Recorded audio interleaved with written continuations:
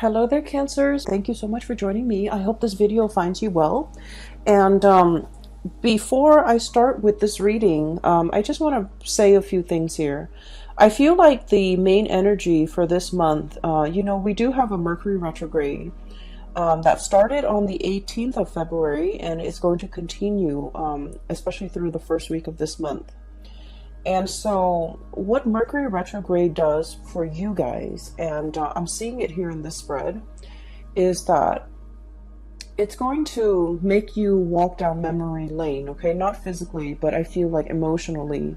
It's going to drag up a few things from your past that you might not have reconciled with.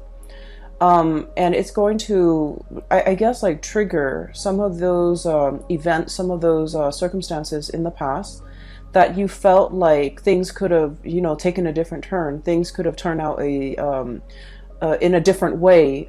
Things could have been different. Okay, so you're going to go through, especially the first week, through this period of like it's a slump. Okay, it's a walk down memory lane. It's going to evoke some of those feelings that might not be completely pleasant. Okay, so I guess the challenge for you guys for this month is to kind of like come to terms with them.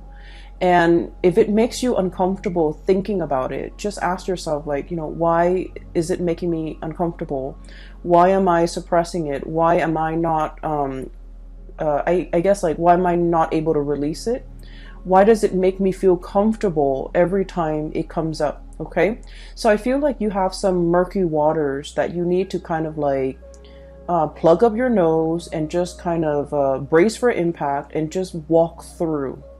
And once you go through that process of emotional purging, you're going to realize that, you know what, they're just thoughts, they're just words, they're just events in the past. They can't really hurt me anymore. The whole concept about discomfort is coming through. Discomfort, displacement, no longer being in an environment where you feel familiar, where you feel safe. Not that it's you're unsafe in a physical way, but it's sort of like you have changes that are brewing, you have changes that are coming. And so you kind of need to kind of purge this emotional past so that you can kind of move on and meet and face your future head on. Does that make sense? So the whole concept about discomfort comes up, and it's every time there's a thought, every time there's a situation, every time you think about a person, and if it triggers you in a way where you feel uncomfortable, you kind of need to ask yourself, why does it make me feel so uncomfortable? Does it reveal a weakness within me that I need to be aware of? Okay, because I do see that coming through.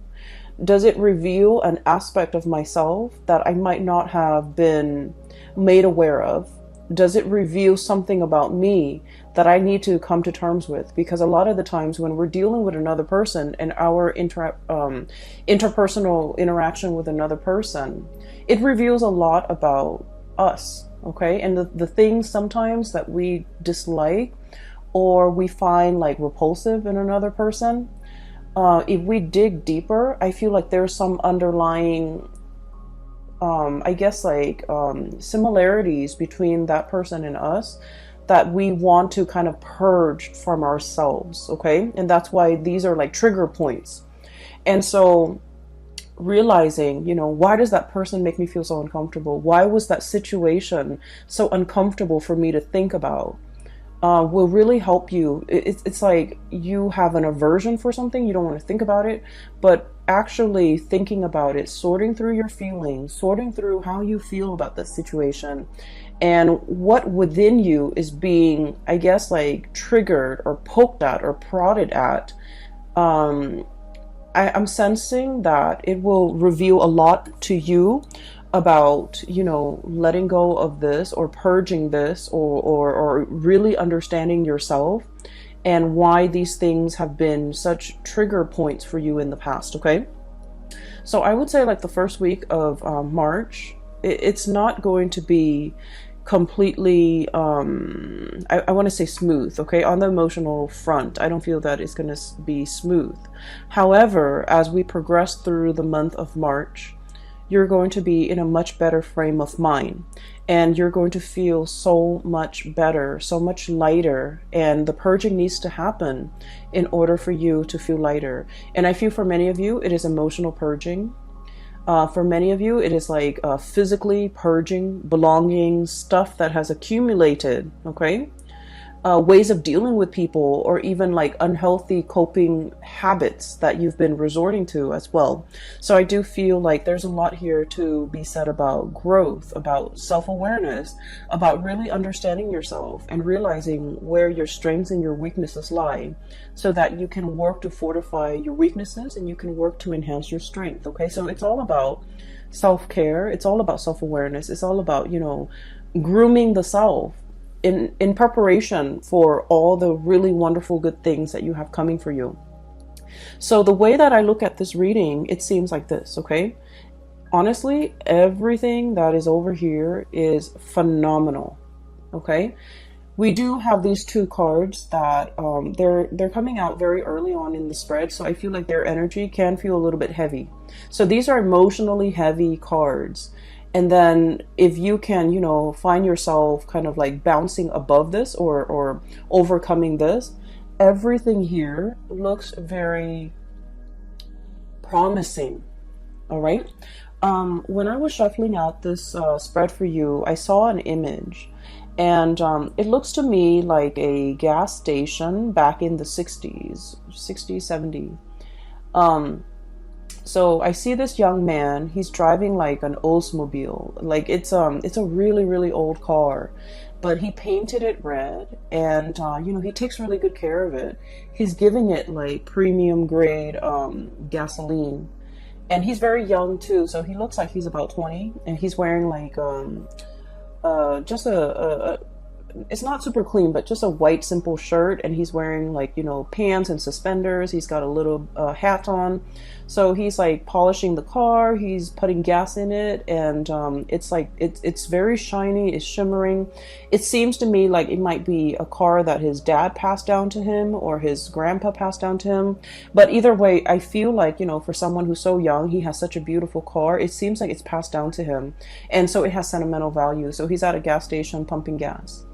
And then there's another man, older, possibly in his 50s, kind of haughty, kind of like stuck up looking. And the man admires the car, and then he approaches the young man. He was all like, "How much you want for that car?" And the man is like, "Oh, it's not for sale." And he goes back to pumping gas. And the older man was all like, "I'll give you, you know, 5,000 for it." And the guy was like, "Sir, it's not for sale." And he goes, "I'll give you, you know, 6,000. He goes, "No." And then the guy keeps upping the price, like 7,000. And the young man tries to ignore him. And the older man, he's kind of like getting kind of upset, feeling like he's ignored, feeling undermined, feeling like, you know, "Why don't you want my money?" Things like that. And so I feel a little bit of a standoff, like a little bit of a confrontation between these two people. And it's done in a very subtle way. And the older man is thinking, well, everyone has a price, you know. There's a price for everything. And then the young man just keeps ignoring him. And he goes about his business, wiping the car. And while the gas is filling up. And the older man was all like, well, everyone has a price. He tells the young man that. And the young man was all like, "This is not for sale." Or, you know, like, "I'm not for sale," or "I don't have a price." Okay. So when I saw this, I was thinking, you know, you're pretty much like the young man. Okay.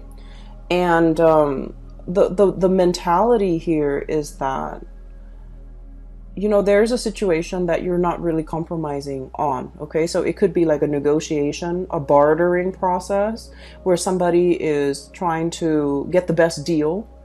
And I feel like you're very fixed about what you will or will not compromise on.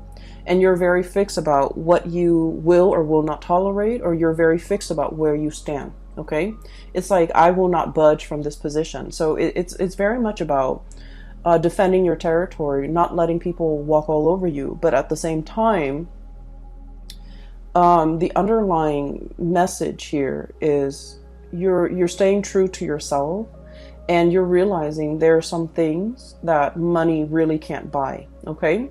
And so when I saw that scene, I feel like the energy is played out in both of these cards. So first of all, we have here the Ten of Swords and the Seven of Pentacles.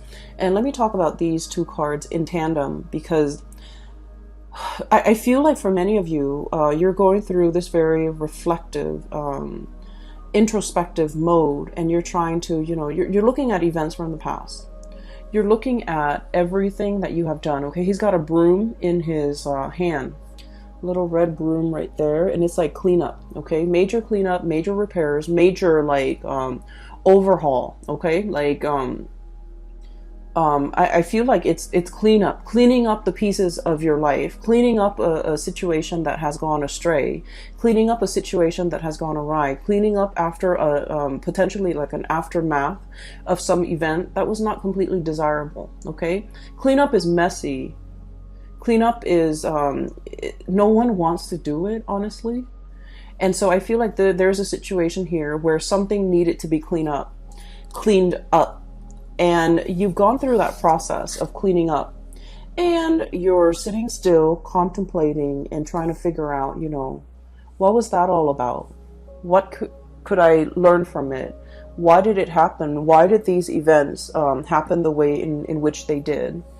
And, how do I ensure that it doesn't happen again in the future? I feel like there might have been a falling out, okay, between you and another person. I have here the Ten of Swords.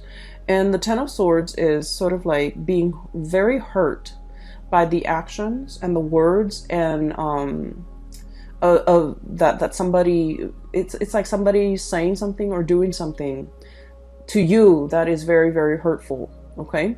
And with the Ten of Swords, it's like, whoever that's launching the swords, they had 10 tries and they hit the target every single time. So it feels like it's very personal. It feels like very directed. And it feels like, I feel like somebody really hurt you. Somebody might have said things that really triggered you. Somebody might have aimed for your weak spot. Somebody might have, kind of like hit below the belt or targeted you in a way where it was very directed, it was very purposeful, and it was done in a way that was like, there's no coming back from it. There's no way to say, oh, I'm sorry, and make the situation go away. There's no reviving the situation. There's nothing that anyone can do now to make all the pieces come back together. And so I feel like there was a situation in your life that has, ended, and it ended in a pretty crappy way. And so you're looking at the aftermath. You're looking at, why did this person do what they did? Why did they behave in such a manner? What did I do to deserve this? And are they aware of how much they've hurt me? Are they aware of, how sensitive I am? Because Cancers, you guys are very deeply sensitive. And that is why you don't go out of your way to hurt anybody. Because you understand that, words can cut and words can't be rescinded. They can't be taken back. And so I feel like you're contemplating and trying to understand the situation. Why did they say such hurtful things? Why did they do what they did? You're struggling to try to understand, like, why did they take it so personally? Or why am I even taking this so personally? And what you have to understand, though, is I feel like, there was a situation here where somebody's ego was at stake. Okay, somebody's like, somebody either felt very ignored, somebody either felt very undermined, kind of like that man. It's like, I'm here, I'm trying to make you an offer, and you're not even listening to me. You're turning away, and things like that. And I feel like you were dealing with somebody, and whatever you told them, they couldn't take no for an answer. Okay. It's like telling them no multiple times. And you guys in general are not super assertive. But when you say no and then they refuse to acknowledge your no, or they refuse to accept it, I feel then, you start to ignore it. And then I also feel like this person was like fighting for attention. This person wanted to be the center of attention. This person wanted to make themselves heard. This person felt ignored. They felt overlooked. They felt like it was really affecting their ego. And so whatever was directed at you, it has nothing to do with you. It has everything to do with them and their insecurities. Okay, not being able to hold their own, not being able to, talk to you like an adult, not being able to kind of approach you in a serious manner and in the spirit of, resolving things rather than just blindly attacking you. So I feel like there is a situation here. And no matter how much you try to, kind of like go over the events in your head, I feel like there wasn't another way that there wasn't another outcome that could have come out of this. You did what you had to do. And I feel like whatever, toxic venom that was thrown at from the other party, I feel like they did that out of a space of weakness, and they would have done this to anybody and not just you. But they felt like they were being ignored by you. They felt like you weren't giving them the time of day, and it really upset them. And that's when they kind of spew venom. And so looking at the situation, the best thing to do is not to try to understand another person's motives, okay? A lot of the times we want to give somebody the benefit of the doubt. We want to, believe that, well, people are all kind and sweet and helpful. But I feel like in this situation, it's stirring some really, really deep-rooted insecurities within the other person. And so their emotional reaction was not rational. And so trying to, understand it, trying to make sense of it, I feel like it might not be the right way to go about it, okay? Like, why did they say these hurtful things to me? Why did they behave in that way? And their actions was not coming from a space of rationality, so don't try to wrap your head around it, okay? It doesn't make sense. Does that sound like I'm making sense? So, aside from this little tidbit, I feel like it's a conflict. It's done and over with. There's nothing to be repaired, okay? There nothing can be done. Nothing can be repaired. Nothing can be fixed. Nothing can be salvaged. So it's a done deal. And because it's a done deal, we kind of need to move on, okay? So 10 of Swords, this is an ending here. A major relationship, a major situation a major phase in your life even, has kind of like ended. You're doing the cleanup. You're dealing with the aftermath. You've already cleaned up. You've already kind of like moved away from it. But I feel like, every now and again in the first week of March, memories will get triggered. Events will trigger and bring you back to that emotional space. And don't try to make sense of it, okay? Do your cleanup. Resolve this situation within yourself and move past it. Because what is right behind you and you're kind of turning your back to is we have the Ace of Wands. And then we also have as well the King of Swords, okay? So this indicates to me a lot of new energies that are in store for you that you need to be facing head on, okay? The Ace of Wands usually indicates some type of a new project, something that is very phenomenal, something that you can kind of like carry into your future with you. It's the Wands energy is a torch, okay? It's like something that is exciting and fun and passionate, and you're going to feel very committed and very driven. A lot of the times too, it's like a whoosh, like a really fast, swift energy that denotes changes, forward movement, momentum, and it happens really, really fast. So while you're mulling over this situation, if you're too caught up in the past, this opportunity might slip you by. So you need to be very quick on the uptake, and you need to be physically looking at it, reacting to it, and grabbing it right when it comes in. Because like I said, this is very fast, and it's is in an element that is counter to yours. It's a fire energy. You're a water sign. And so you need to be very decisive, okay? And the King of Swords, this is a message here about, you know, being very, very discerning and being very decisive. Let's be honest, Cancers. I feel like decisiveness is not really your strong suit, okay? And the best way that I can explain this, and I don't know if you might relate to this, but what I feel is like with the Cancerian people, you know how if you look at the night sky, right? Every night, the moon, it changes its shape, okay? So it's like it grows bigger and bigger from a crescent moon into a full moon, and then it waxes, right? It reverts back to a crescent shape, and then it disappears. And so the phases of the moon changes, the shape of the moon changes from one night to the next. And I feel like with Cancerian people, you know, you're ruled by the moon. That's your ruling planet. And it can be a little bit frustrating to really figure out what you want, to really be 100% sure about what you want. Believe it or not, other signs don't have the same problem. They're very decisive. They know with every fiber in their being what they want to do, what they want to say yes to, what they want to accept. But I feel like for you guys, figuring out that 100% certainty has been like an uphill battle. And I feel like even when you really want something, you're never 100% sure. And I feel like from one day to the next, you know, your feelings, your emotions, your sense of decisiveness, it fluctuates.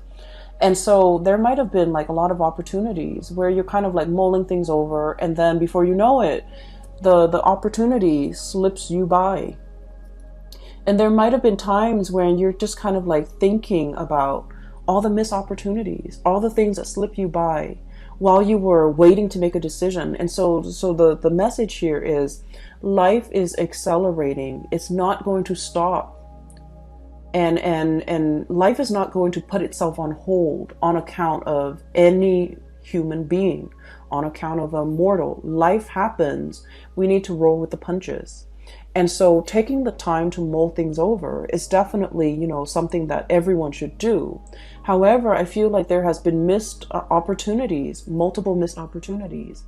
While life was throwing you curveballs, while you were distracted with other things, I felt like the more important things really slipped away. And so for the month of March, we are reminded here with the King of Swords, this is the energy about being decisive.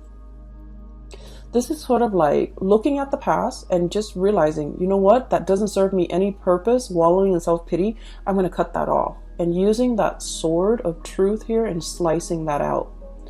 And then looking towards the future, here's a good opportunity for me that will make me tremendously happy.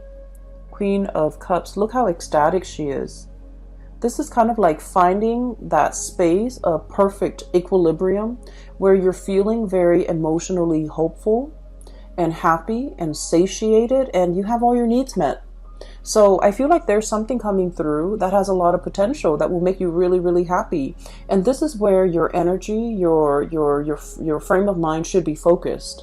And so you have to be aware of the tendency to kind of like wallow in this situation and then moving away from that, recognizing when it happens, recognizing the heaviness associated with it, so that whenever that heaviness creeps in and you start to feel it in your being, right, you want to shake it off and move yourself here.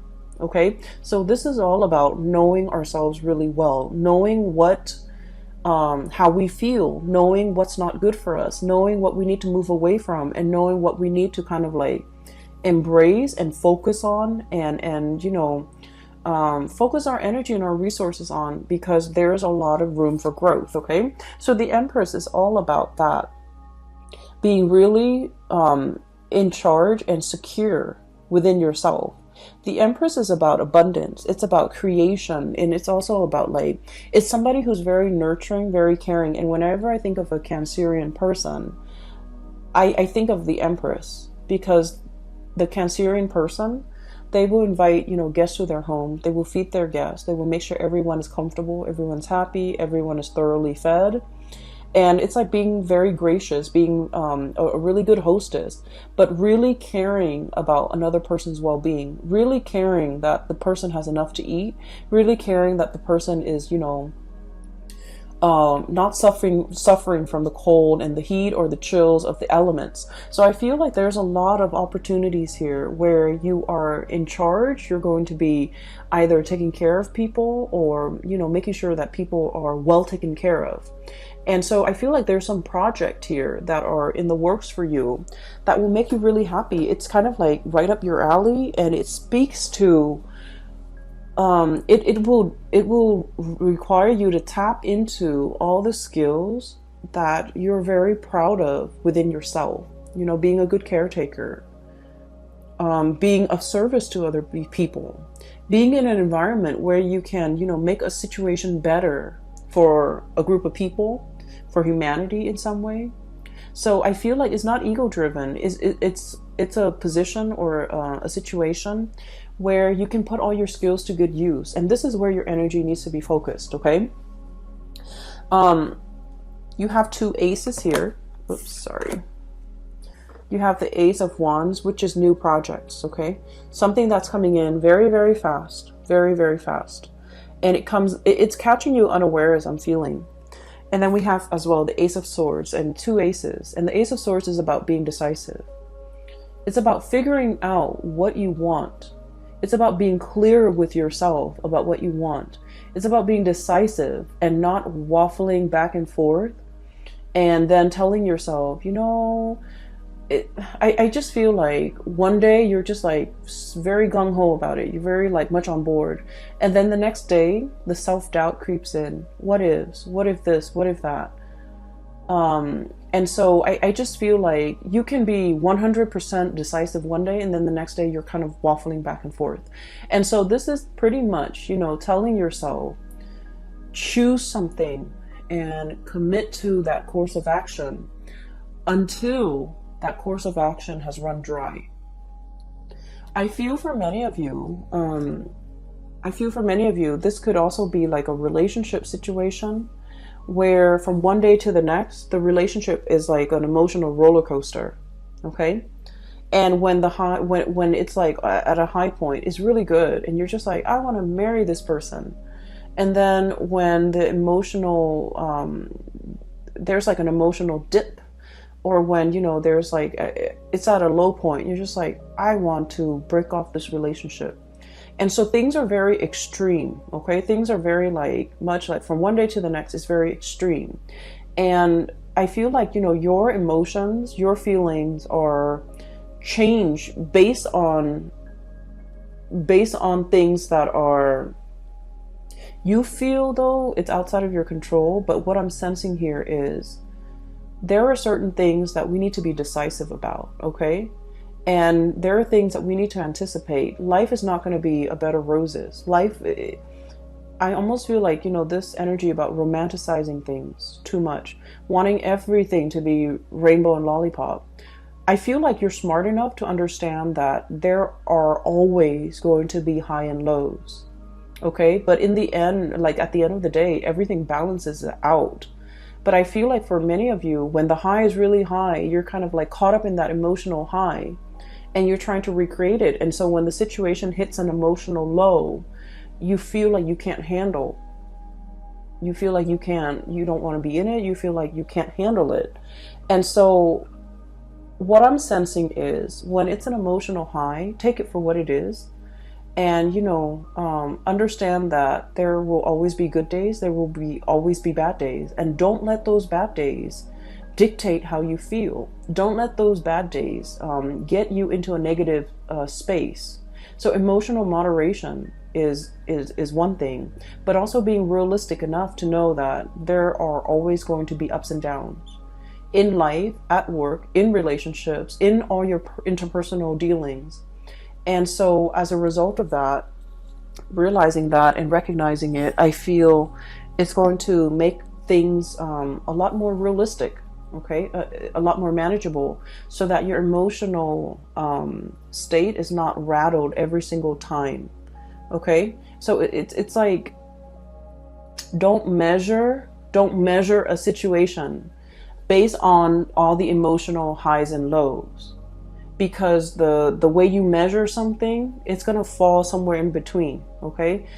Because at the end of the day, those emotional highs and low will calibrate, and they'll even out. And so don't measure how you feel about a situation, about a job, about a person. Don't measure the past, especially based on those emotional highs and lows. Take them all in their totality, okay? I do feel like there's going to be a lot of communication coming through, okay? So we have here the Messenger, Page of Swords, okay? This is like somebody with envelopes, like physical mail that you are getting at your door, okay? Packages, mail, communication, emails, text messages, phone calls, and things like that. Keep your phone charged. Make sure that you're not missing anything. I also feel like there is an element here about reading something too fast and then shooting off an email, and then finding out that, you know, that you might have read something incorrectly. So really taking the time to scan those emails, to sit still and be, you know, and diligently read everything that's included in that message, rather than what you want it to say, or rather than what you think it's saying to you. Read what it's really saying, because I feel like it's almost like I'm seeing a message where somebody is saying like either or, like, do you want to do this? If not, you want to do this instead. And then all of a sudden your mind clamps on to the first thing that you see, and you're just like, oh, I want to do that. And then, so I feel like, you know, there's a fixity, like a fixedness when it comes to reading what you think you want it to say, rather than what it's really saying to you, okay? A lot of the times during the Mercury retrograde period, the shadow, we're going to leave the shadow period completely by, I believe it's the 11th or the 15th. I can't remember. I didn't keep track of it this month. But what it does is that when the Mercury retrograde cycle is happening, Mercury, the planet that facilitates communication, mental processes, processing information, and so forth, is not in the sky. It's working its way backwards. And when it's not there, we have to be extra diligent about doing our part to make sure communications don't happen. So that means we need to scan emails. We need to read it twice. We need to make sure something is sent. We also need to make sure that we don't miss messages or important communication that's coming through. We also need to make sure that when we say something, we explain ourselves so that other people don't misconstrue what we say. And so I feel like it's an important time to, you know, take that extra protective measure to make sure that you're reading what is really on the page, not what your mind wants to see, okay? And so there's a lot of important communication, very, very, very important communication coming through. And it's linked up here with the Wheel of Fortune. So Ace of Swords and the Wheel of Fortune. And the Wheel of Fortune it's a major arcana card. It's a big deal, and it's a really, really good card. It's basically telling you your luck is turning for the better. And it's basically telling you one major cycle of your life is coming to an end. And the wheel is turning so that something new is coming in, okay? This is a major life-changing type of a month for you. And you have a lot of executive decisions that you need to make. You need to be very decisive. And you need to verbally, I'm hearing this crowing of the rooster. You need to very, very physically, like, verbally tell somebody how you feel. This could be like, you know, no, leave me alone, or no, I'm not for sale, or no, this is not what I want, or no, this is something that I want. So whatever it is that you need to say, I feel like you need to verbally say it. You need to, you know, state your intentions. You need to be able to not only think about what you want and feel what you want, but you need to be verbally able to state exactly what you want and to be very decisive, okay? For those of you who are going through like any type of a situation where you're kind of like put on center stage and you have to defend your stance, or you have to make a speech, or you have to do a presentation, or you have to, you know, persuade somebody, or even get somebody to come around to your point of view, you have kind of like that golden chalice. You have the gift of the gab, and you have the power of persuasion. Okay. And so there are a lot of messages that are coming through, and a lot of like communication that will be front and center for this month. Make sure that we are stating our intentions very, very clearly. The last card that I do want to talk about here is, we have here the Seven of Wands. And the Seven of Wands is, okay, so let me just talk about this. You and Libras and Pisces. This is an energy of assertiveness, okay?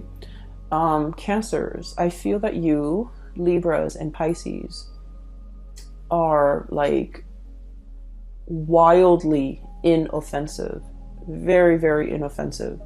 So that means that you don't want to rock the boat. You don't want to upset anybody. You guys are really, really nice.